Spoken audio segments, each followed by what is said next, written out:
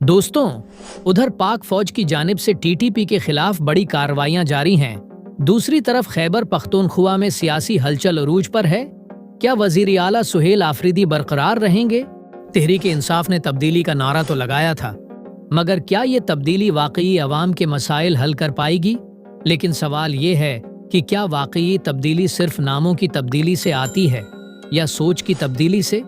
और क्या आने वाला साल मुल्क में अमन व इस्तेहकाम का साल होगा? इन तमाम सवालात के जवाबात और बड़ी अपडेट्स आज की वीडियो में।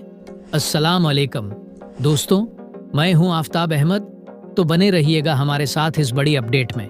नाजरीन, आज हम बात करेंगे पाकिस्तान के दो बड़े मौज़ूआत पर। पहला, टीटीपी के खिलाफ पाक फौज की कामयाब कार्रवाइयाँ, और दूसरा, खैबर पख्तूनख्वा की सियासत में मुमकिन तब्दीलियाँ। दोस्तों, तो शुरू करते हैं खैबर पख्तूनख्वा में पीटीआई की कारकर्दगी, तब्दीलियां, तरक्की के दावे, अंदरूनी इख्तिलाफात, बड़े बड़े चैलेंजेस की।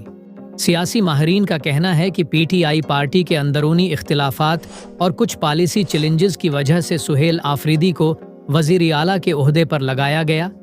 लेकिन सुहेल आफरीदी के लिए चैलेंजेस बहुत बड़े हैं। क्या वो बरकरार रह पाएंगे? दोस्तों, उस्मान बुज़दार हो या अली अमीन या फिर सुहेल आफरीदी, सवाल ये नहीं कि कौन वजीर आला है, बल्कि ये निज़ाम कितनी तब्दीली लाया। अवाम अब सिर्फ नारों से नहीं बल्कि नताइज से तब्दीली देखना चाहते हैं। तहरीक इंसाफ ने जब से तब्दीली का नारा लगाया, अवाम को उम्मीद थी कि तालीम, सेहत और रोज़गार जैसी बुनियादी मसाइल हल होंगे। लेकिन ज़मीनी हक़ाइक़ कुछ और कहानी सुनाते हैं। पेशावर से डेरा इस्माइल खां तक अवाम आज भी पानी, बिजली, रोज़गार और अमन के मसाइल से दोचार हैं। दोस्तों, क्या आने वाला साल अमन का होगा?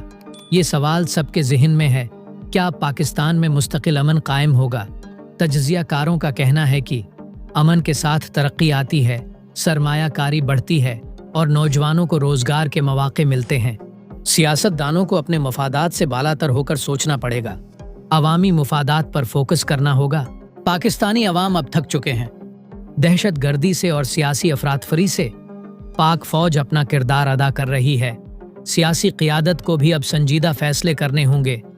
तहरीक इंसाफ के लिए ये एक बड़ा इम्तिहान है कि वो तब्दीली के नारे को महज अल्फाज नहीं बल्कि अमली हकीकत बनाए। और अगर ऐसा हो गया तो आने वाला साल वाकई पाकिस्तान के लिए एक नया आगाज बन सकता है। दोस्तों, पाक फौज और टीटीपी एक फैसला कुन मरहला।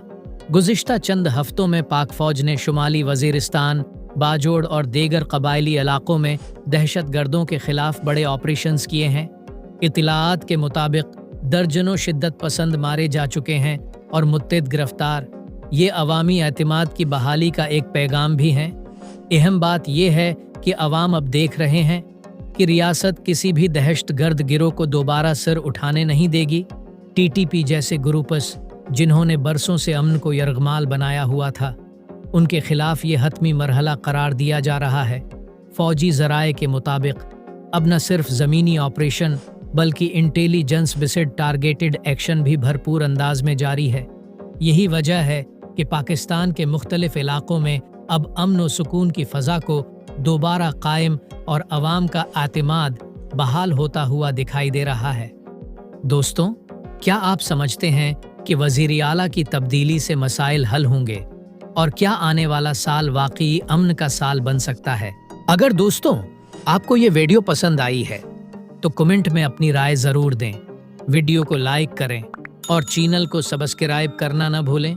दोस्तों, अगली वीडियो में मुलाकात होगी। आफ्ताब अहमद को इजाज़त दें। खुदा हाफिज़।